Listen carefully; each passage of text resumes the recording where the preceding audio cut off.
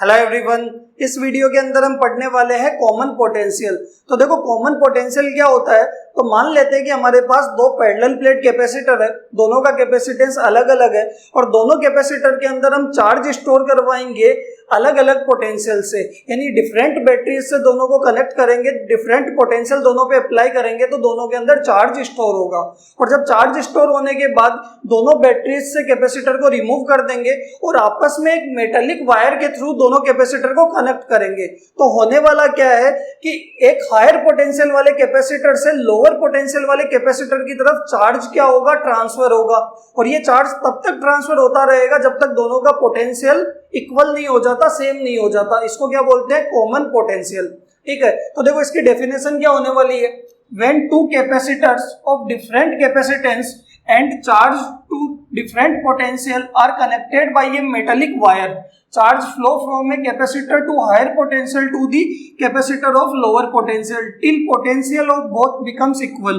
This is called common potential। कि हमारे पास दो कैपेसिटर है, दोनों का कैपेसिटेंस अलग अलग है, दोनों के ऊपर डिफरेंट पोटेंशियल अप्लाई करके चार्ज स्टोर करवाएंगे और दोनों को आपस में एक मेटालिक वायर से हम कनेक्ट कर देंगे। और ये तो क्या होने वाला है कि हायर से लोअर पोटेंशियल की तरफ चार्ज क्या होगा, ट्रांसफर होगा। और ये कब तक ट्रांसफर होता रहेगा, जब तक दोनों का पोटेंशियल इक्वल नहीं हो जाता। इस कंडीशन को हम क्या बोलते हैं, इक्वल पोटेंशियल। क्लियर है। तो यहाँ पे हम मान लेते हैं कि हमारे पास देखो ये पहला कैपेसिटर है, पैरेलल प्लेट कैपेसिटर है, और ये दूसरा कैपेसिटर है और दोनों का कैपेसिटेंस कितना है, पहले का C1 और दूसरे का C2, ये फिक्स है। ठीक है, पहले कैपेसिटर के ऊपर हम बैटरी से कनेक्ट करके पोटेंशियल अप्लाई करेंगे V1, तो यहाँ पे चार्ज कितना स्टोर होगा, वो होगा Q1। ठीक है, और ये वाला पार्ट हमने ग्राउंड कर रखा है। क्लियर है। सेकंड वाले के अंदर अगर आप देखोगे तो इसको पोटेंशियल अप्लाई करेंगे V2 और चार्ज स्टोर करवाएंगे Q2। ठीक है, तो ये आपके पास क्या हुआ, दो अलग अलग पैरेलल प्लेट कैपेसिटर है, V1 अप्लाई करके चार्ज स्टोर करवाया हमने Q1 और दूसरे पे V2 अप्लाई करके क्या करवाया, Q2 चार्ज स्टोर करवाया। तो यहाँ से अगर आप देखोगे तो चार्ज कितना स्टोर हुआ, Q1 की वैल्यू कितनी होगी, तो Q बराबर क्या होता है, CV। तो Q1 कितना होगा, वो होगा C1 V1। सेम अगर आप यहाँ पे देखोगे तो Q2 कितना होने वाला है, वो होगा C2 V2। क्लियर है। तो दोनों के अंदर हमें चार्ज की वैल्यू पता लग गई।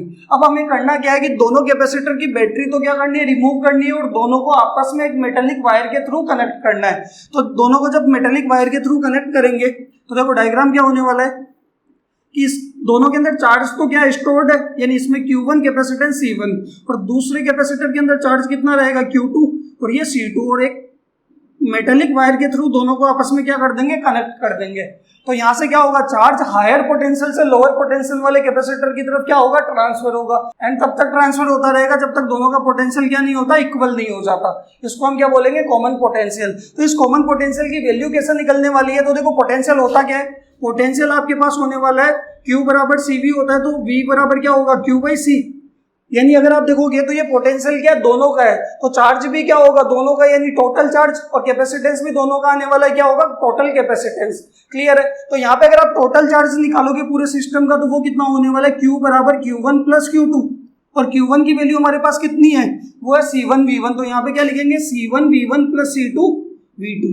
ये तो क्या आएगा, टोटल चार्ज आएगा हमारे पास, और टोटल कैपेसिटेंस हमारे पास कितना है, वो है C1 प्लस C2। तो यहां से आपके पास कॉमन पोटेंशियल कितना आ जाएगा, तो आप लिख सकते हो कॉमन पोटेंशियल, जिसको हम डिनोट कर रहे हैं V से, और वो होने वाला है टोटल चार्ज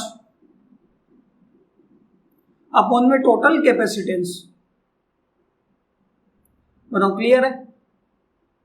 तो यहां से अगर आप देखोगे तो कॉमन पोटेंशियल का फॉर्मूला क्या आने वाला है आपके पास, तो V बराबर टोटल चार्ज तो कितना है Q, और ये पोटेंशियल कैपेसिटेंस कितना है C, तो ये Q तो कितना है Q1 प्लस Q2, और कैपेसिटेंस कितना है C1 प्लस C2। तो कॉमन पोटेंशियल कितना आ जाएगा, C1 V1 plus C2 V2, और डिवाइड में कितना आएगा, C1 प्लस C2।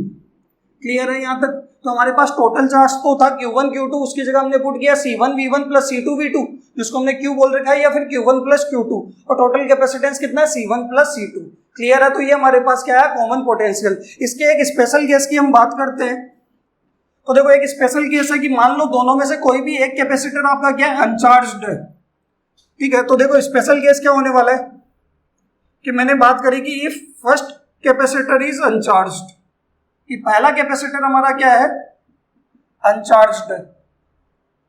तो पहला कैपेसिटर अनचार्ज है, मतलब उसका चार्ज Q1 कितना है, 0, और Q1 0 मतलब कि चार्ज उसमें स्टोर नहीं हुआ, और चार्ज स्टोर कब नहीं होगा, जब हम पोटेंशियल अप्लाई नहीं करेंगे। इसका मतलब V1 भी कितना है, 0 है। तो यहाँ से कॉमन पोटेंशियल कितना हो जाएगा, तो या तो आप लिख सकते हो Q1 की जगह तो 0 प्लस Q2 अपॉन में C1 प्लस C2। कैपेसिटेंस में तो कोई फर्क नहीं पड़ेगा, तो Q2 को हम क्या लिखेंगे, C2V2 upon C1 plus C2, या फिर डायरेक्ट आप क्या करो, इस फॉर्मूले के अंदर डायरेक्ट V1 की वैल्यू क्या पुट कर दो, 0 पुट कर दो, तो क्या आएगा C2V2 upon C1 plus C2। Clear है। अगर आपके पास सेकंड कैपेसिटर अनचार्ज होगा तो क्या होने वाला है, Q2 की वैल्यू, सेकंड अगर आपका अनचार्ज होगा तो उस केस के अंदर क्या होगा, Q2 की वैल्यू 0 होगी और V2 की वैल्यू 0 होगी, तो पोटेंशियल कितना आ जाएगा, कॉमन पोटेंशियल आएगा C1V1 upon C1 plus C2। बताओ क्लियर है यहाँ तक। तो ये हमारे पास कॉमन पोटेंशियल के दोनों को चार्ज करेंगे पहले और फिर एक मेटेलिक वायर के थ्रू कनेक्ट कर देंगे, तो चार्ज ट्रांसफर होगा हायर से लोअर की तरफ और पोटेंशियल क्या हो जाएगा, दोनों का कॉमन हो जाएगा, सेम हो जाएगा। बताओ क्लियर है यहाँ तक।